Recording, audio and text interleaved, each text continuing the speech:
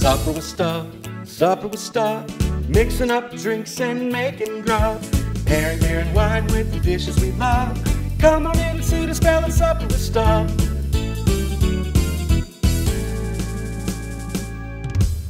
Hello friends, welcome to Supper with Stub. You know what we do here. We drink and we cook things. Today we're doing a great fun meal that you can get the kids involved with while they're home over summer and customize it to your liking. But as always, we start with a cocktail, and today is no different. Today we're doing a classic cocktail called the Negroni. All right, so to make a Negroni, we're gonna add our 2 ounces of gin to a cocktail glass here. We're gonna add 1 ounce of sweet vermouth, and to that we're gonna add 1 ounce of Campari liqueur. Now, the traditional recipe for this drink calls for equal parts of all 3 of what we've just added here. I found adding a little bit of gin is nice, and then to this I'm also adding about 3 drops of orange bitters. Now, this is not a shaking cocktail, this is a stirring cocktail. So we're just gonna go ahead and stir in our glass here. In the meantime, we're gonna add ice to an old-fashioned glass there. And I think we've stirred that up quite enough. We're gonna go ahead and put our strainer on our glass, pour that concoction into our rocks glass over ice. You can also do this on a large cube if you have one of those around. And then for garnish, we're just going to add a nice little orange wedge. Let's give this guy a taste. It's delicious. It's a little sweet, a little bitter, definitely refreshing. The gin base, it makes a delicious cocktail for summer, and it also is gonna pair well with our meal today, which is homemade pizzas. If you haven't ever made pizzas at home, or you have and you've used maybe the traditional like pre-made crust, I'm here to tell you making your own crust really makes a difference in your pizza, and it also gives your kids a chance to get involved and do something maybe they've never done and see this from start to finish. All right, so to start this process, I'm gonna start with my 1 cup of warm water, and this is warm water. To that, we're gonna add the sugar, and we're gonna add our active dry yeast. And what we're doing here is just activating this yeast. So what's happening is this yeast is eating the sugar and kind of activating. We're just gonna go ahead and give that a nice gentle stir and let it sit for about 5 or so minutes, at which point you should start to see maybe some little bubbles form on the top there as we're going. All right, let's see. And some of that yeast stuck to my spoon there. I got a little gummy. No worries there. All right, so we're gonna set our yeast mixture aside for a moment and start with actually making our dough.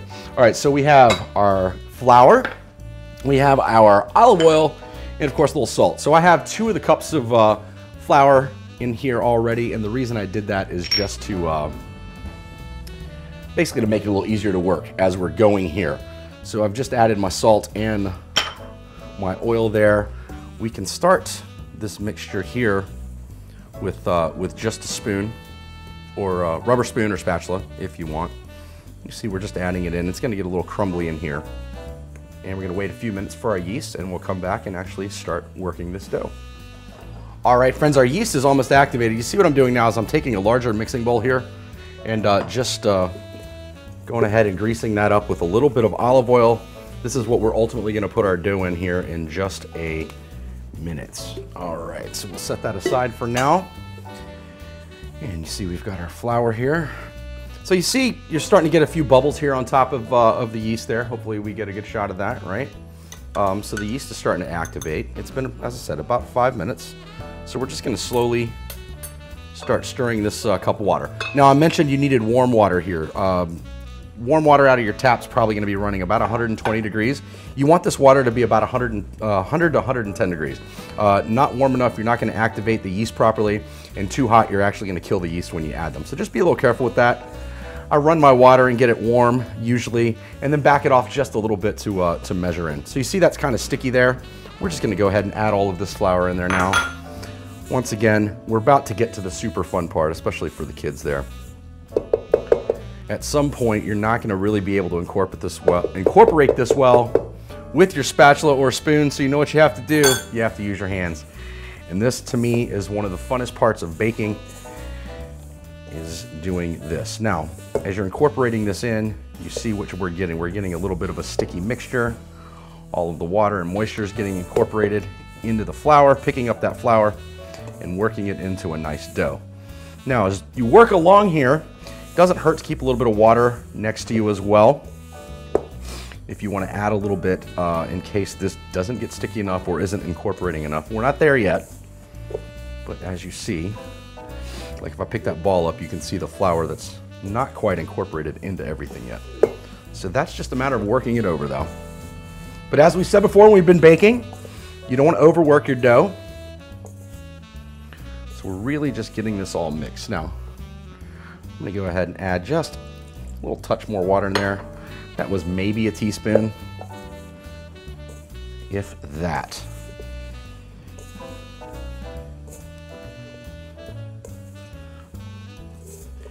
And you see with that, what we end up having now, it's a nice little crumbly, still sticky dough ball here. Now, why did we put this in a very large, why are we putting this in a larger bowl? Because what's going to happen here over the next little bit of time is this is going to rise, and it should about double, if not more, in size over this time period here. So you see what we have there. We just have basically a dough ball. Once again, a little sticky. You don't want to overwork it here. We're going to move this aside, and we're going to put this in our greased bowl. And you want to go ahead and roll that around just to make sure there's a little bit of olive oil covering our dough so it doesn't dry as it's rising. All right, so now with that, what we're gonna do is we're gonna cover this with either plastic wrap or just a towel. We're gonna let it sit for about an hour. You want it sort of in a warm space. Doesn't really matter where, just cover it somewhere and put it in a semi-warm space and check on it in about an hour. Once again, we want this to at least double in size over this time. We'll come back in a bit and see what this looks like. Thanks. All right, friends, our dough is about doubled in size. Now, full disclosure, I made this dough the day before, which is perfectly fine. Let it rise a little bit before you put it in the fridge overnight. Don't keep this dough any longer than that. You can also freeze this dough if you'd like. Go ahead and portion it out in 3 or 4 ounce balls and wrap it up and put it in your freezer. Let it thaw completely and start rising a little bit again before you use it. However, we have our dough here. So what we're gonna do, we're gonna flour our work surface just a little bit here. All right, so we don't get some stickiness here. Then we're gonna pull our dough out. Now we're gonna make about 2 pizzas with this, so you can cut this if you want with a dough scraper or a knife, but whatever. We're about to use that there. So there's about half of your dough ball right there.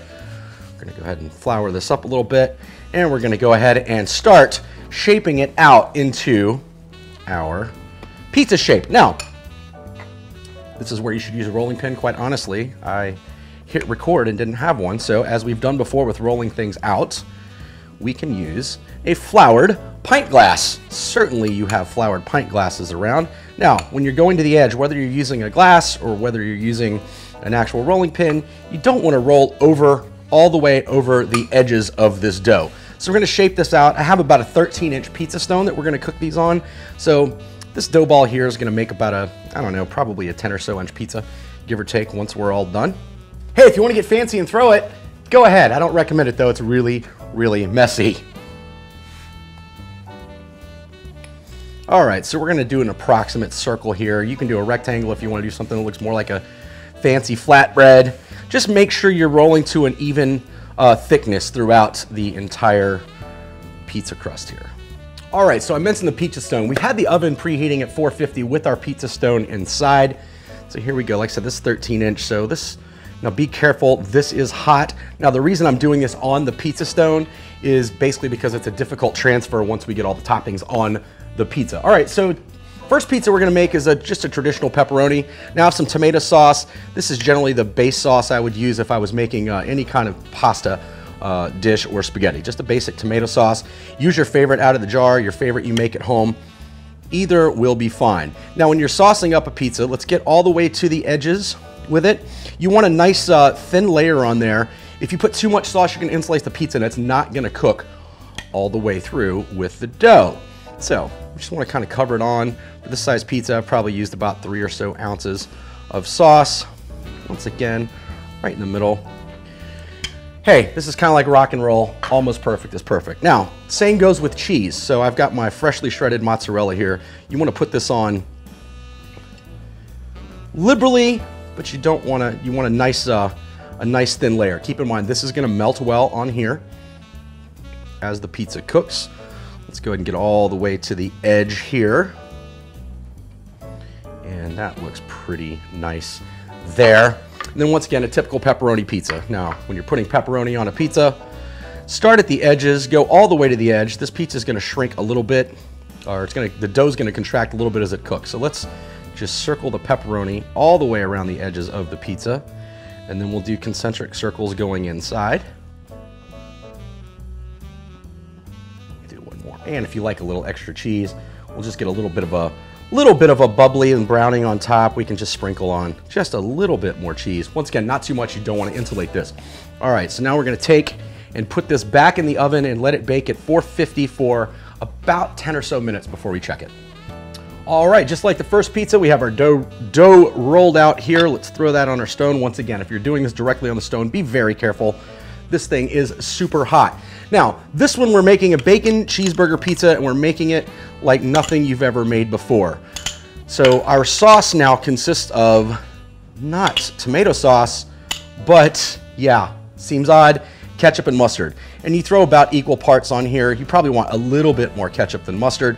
You're gonna get a nice kind of orange consistency here. We're gonna go ahead and add a little more ketchup to this one. Once again, you're just mixing it as you spread it along the crust. Same principle with your tomato sauce. You wanna do a nice thin layer here just to cover the crust as best you can, edge to edge. Now, I know all of you are looking at me thinking, this is the most ridiculous thing I've ever seen, Stub. Well, maybe you're right, maybe you're not. I promise you though, if you make this, you're going to love it. Now, since we're doing a bacon cheeseburger, we're gonna use a lot of cheddar cheese on this one. So we're just gonna kind of sprinkle a little cheddar and mozzarella as well. Now what you're gonna get is you're gonna get a nice blending mix of cheeses here. You get a little brown, you get some melty, and you see we're just kind of alternating a little bit. You can pre-mix this cheese if you want on there, but kind of the same principle. You don't want too much cheese anywhere on there. Nice layer just to basically cover your sauce here. And I like the combination of these two cheeses. A lot of times I will do a combination of fresh mozzarella cheddar and get some fresh provolone and grate those all together and mix them. All right, so we're doing cheeseburger. So of course we have some ground beef. I browned this off. I basically seasoned this with a little salt, pepper, put a little garlic powder on there. Once again, just kind of cover your pizza with that. Now, what's a bacon cheeseburger pizza without a little bacon? Once again, this is 3 or 4 pieces of bacon, cooked, not too crispy, chopped up a little bit. Once again, just make sure you cover your whole pie with this. Now, bacon cheeseburger, we're gonna need a little bit of onion. As you're sprinkling the onion on, once again, make sure you kind of spread it around so you don't get a whole bite with one onion. And then to top this bad boy off, and you're gonna think this is crazy, I have sliced dill pickles here. Now, the key to this, just like with the onions, you don't want an entire bite or to bite in and get pickles everywhere. So I do kind of a little wagon wheel configuration here, and it's also gonna help us when we're done to know where to cut these slices of the pie. So there's that. Now, if you wanna get really creative, if you've got a little squeeze bottle of ketchup and mustard, you can do a little thing over top of it to make it look pretty.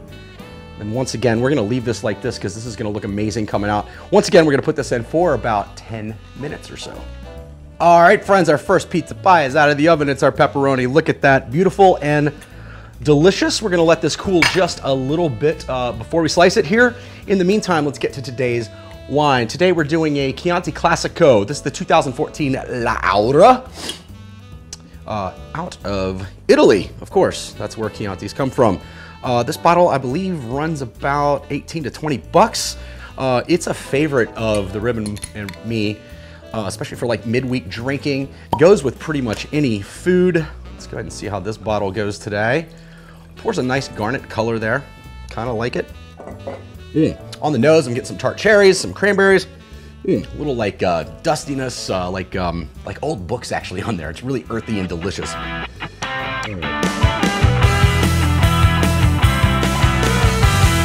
Wow, some bright, dark cherry flavors in there. Nice little tannin, not overly done, kind of nice little wine, and I think it's gonna go beautifully with this pizza pie. Now the cool thing about stones is you can cut right on there. So if you have one of these types of cutters, don't saw back and forth. Let this do the work. You see I can come through here. Uh-oh, looks like my pizza might have stuck just a little bit. We're gonna cut through there nicely. There we go. Once again, this pizza stone's really hot, so I'm doing my best not to burn myself. Let's see if we can get this off of the pan here with just this, because I forgot a spatula. And we can. Now, like any pizza out of the oven, frozen or otherwise, you want to give it a minute or two to cool before you take a bite of it. But as we can see right there, that crust got a little nice and fluffy. The bottom of it here, nice and crispy. Could probably go with a little more brown, but it definitely is crispy on there, and that dough is definitely cooked all the way through. This stayed in for about 15 minutes or so. Full disclosure, I also use bread flour for this mix. Bread flour tends to make a little crispier crust, a little less chewy, and the thickness we use this is gonna be great here. I'm still seeing steam come off of this, so I'm trying to take my time so I don't burn my face taking a bite of this pizza here. All right, let's give this pizza a try now.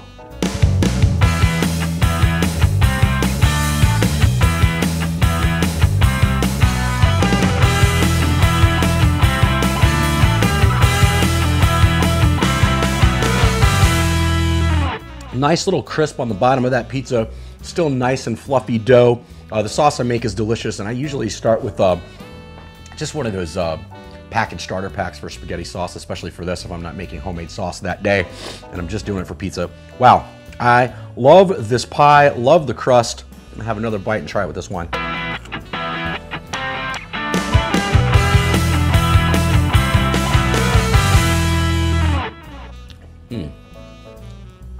That is a beautiful, beautiful combination there. The wine cuts through the slight sweetness of the sauce with the little bit of the spicy of the pepperoni, also cuts through that. Nice fruit on there, still nice tannins, goes down easily. This is awesome. All right, friends, our bacon cheeseburger pie is out of the oven. Look at that beauty right there. Gorgeous.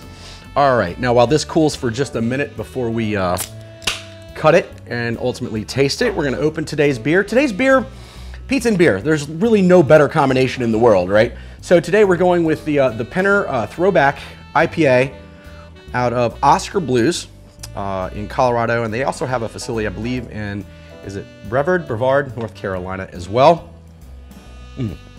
This beer is light and crisp. It's a sessionable IPA. I believe it hits the scales under 5%. It's just crisp, it's clean. It is an IPA. It does taste like an IPA, but it's not overly done. It's not overly hoppy, overly floral, or overly piney. It's just a really, really nice, nice little beer actually here. All right, let's go ahead and cut our pizza so we can let a piece start cooling for me. Now, I wagon wheeled these pickles so we saw where they were. So what I'm gonna do is do my cuts just right in between the pickles. That way on every slice, they are right down the middle. All right, while I'm waiting for this piece of the bacon cheeseburger to cool, I'm gonna go ahead and taste this pepperoni with the beer and see which one I like better with that one.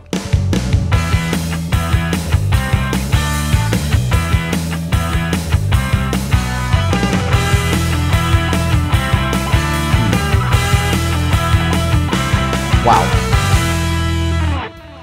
Once again, cold beer and pizza, who can go wrong? This Penner Throwback IPA is delicious with the pepperoni pizza. All right, let's see if this bacon cheeseburger's cooled off enough I don't burn the roof of my mouth on the cheese. Once again, you see how we got the fluffy crust. We got a nice crisp on the bottom, a little more brown than the other one there.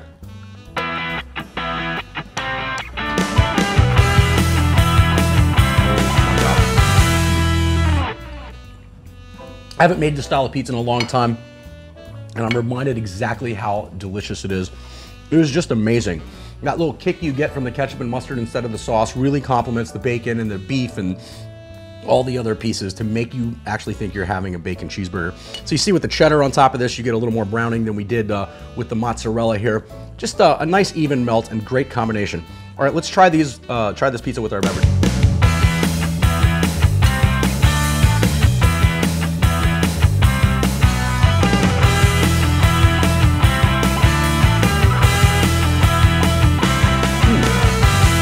It's okay with the wine.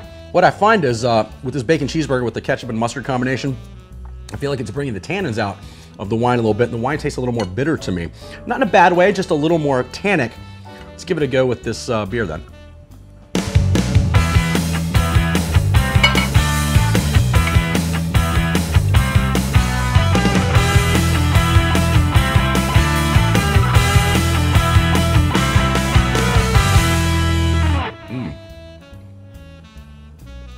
All right, sorry wine. The bacon cheeseburger pizza is definitely a beer pizza, and it goes perfectly with this crisp IPA from Oscar Blues. Love it. I think I like the wine and beer pretty much equally with the pepperoni. Definitely prefer the beer with the bacon cheeseburger. Both are good, but I'll give the wine a slight edge with the pepperoni, but both the wine and beer are great with that. And of course the beer is great with both of these things as well. So, all right, well, there you have it, friends. We have our homemade pizza. Taught you how to make a very quick pizza crust, traditional pepperoni pizza. Once again, use your favorite sauce, pepperoni, add any other toppings you want. Just make sure when you're making homemade pizzas, you don't overload it with toppings enough that you're not gonna get the dough cooked all the way through, especially right around the middle and on the top. You don't want that doughy right in the middle, because that's gonna be the first piece most people taste right there on the edge. All right, friends, thanks for joining me. Until next time, stop coveting, start drinking, and remember, there's always a seat at the table for you for supper with Stub. Cheers.